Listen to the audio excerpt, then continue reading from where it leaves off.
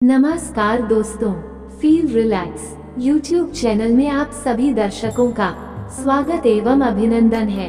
कृपया वीडियो देखने से पहले चैनल को सब्सक्राइब जरूर करें। जय श्री राम जी क्यों पुरुषोत्तम कहलाए।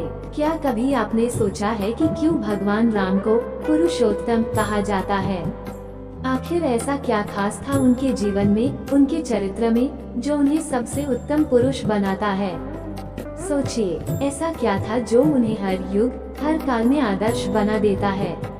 आइए इसे गहराई से समझते हैं।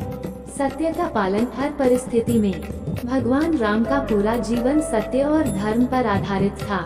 उनके लिए सत्य केवल एक शब्द नहीं था, बल्कि जीवन जीने का आधार था।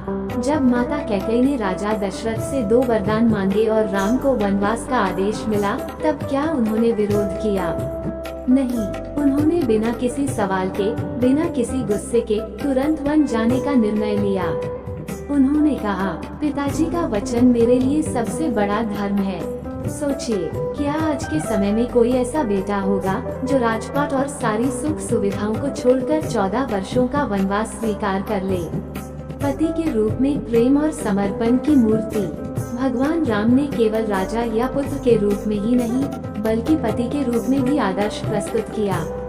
जब सीता माता का अपहरण हुआ, तो उन्होंने हर कठिनाई का सामना किया, समुद्र पार किया, राक्षसों से युद्ध किया, अपनी प्रियतमा को वापस लाने के लिए पूरी लंका को जलाने का साहस दिखाया। सोचिए, क्या यह आसान था? नहीं, लेकिन उनके लिए सीता माता सिर्फ उनकी पत्नी नहीं थी, बल्कि उनका सम्मान और विश्वास थी।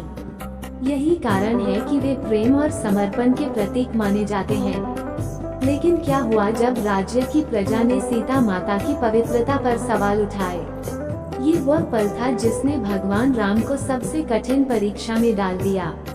एक तरफ उनकी पत्नी थी, जो उनकी आत्मा थी, दूसरी तरफ उनकी प्रजा थी, जिसके प्रति उनका कर्तव्य था, और उन्होंने प्रजा को चुना।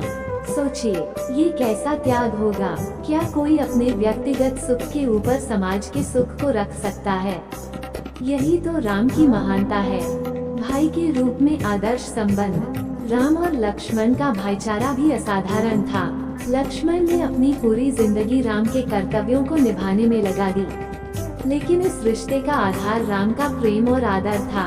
एक बार लक्ष्मण ने कहा था, यदि राम मुझे त्यागने को कहें, तो मेरे लिए मृत्यु बेहतर होगी। सोचिए, ऐसा प्रेम, ऐसा समर्पण, और यह केवल राम के आदर्श व्यवहार के कारण ही संभव था। राजा के रूप में प्रजा ही परिवार। भगवान राम केवल अपने परिवार के लिए ही नहीं, बल्कि अपनी प्रजा के लिए भी आदर्श थे। राम राज्य को आज भी सर्वोत्तम शासन का प्रतीक माना जाता है। क्यों? क्योंकि राम ने कभी अपने सुख को महत्व नहीं दिया।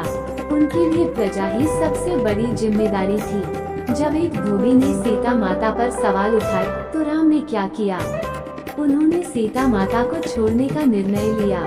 यह आसान नहीं था। ये निर्णय उनके लिए सबसे बड़ा दर्द था, लेकिन उन्होंने इसे अपने व्यक्तिगत दुख से ऊपर रखा। सोचिए, क्या आज का कोई राजा ऐसा कर सकता है? क्या आज का कोई शासक अपने व्यक्तिगत सुख दुख को प्रजा की भलाई के लिए बलिदान कर सकता है? क्यों कहलाए पुरुषोत्तम? पुरुषोत्तम का अर्थ है पुरुषों में सबसे श्रेष्ठ। राम को यह उपाधि इसलिए मिली क्योंकि उन्होंने हर रिश्ते, हर परीक्षा और हर परिस्थिति में अपने आचरण से आदर्श स्थापित किया। जब उन्हें सुख मिला, तो उन्होंने उसे दूसरों के साथ साझा किया। जब उन्हें दुख मिला, तो उन्होंने उसे खुशी खुशी स्वीकार किया।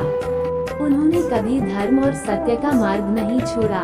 सोचिए, जब रावण जैसे शक्तिशाली राजा ने अपनी शक्ति के अहंकार में सीता का हरण किया, तो क्या राम ने अहंकार से लड़ाई लड़ी? नहीं, उन्होंने पहले शांति से समुद्र से रास्ता मांगा। जब समुद्र ने मना किया, तभी उन्होंने अपना गुस्सा दिखाया। उनका हर कदम विवेकपूर्ण और धर्म संगत था। यही राम को अद्वितीय बनाता है। राम का संदेश हम क्या सीख सकते हैं?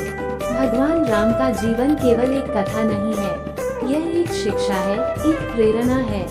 वे हमें सिखाते हैं कि कर्तव्य सबसे बड़ा धर्म है। वे बताते हैं कि त्याग और संयम से जीवन को बेहतर बनाया जा सकता है। वे ये भी समझाते हैं कि समाज और परिवार दोनों के प्रति संतुलन बनाना ही सच्चा जीवन है। तो अब आप बताइए, क्या भगवान राम सिर्फ एक राजा थे? नहीं, वे केवल एक पूरा व्यक्ति वीडियो नहीं थे, देखने के लिए बल्कि बहुत एक बहुत विचारधारा धन्यवाद। थे। आपका एक दिन आदर्श शुभ थे। हो। इस चैनल को वे सब्सक्राइब पुरुषोत्तम जरूर करें। कहलाते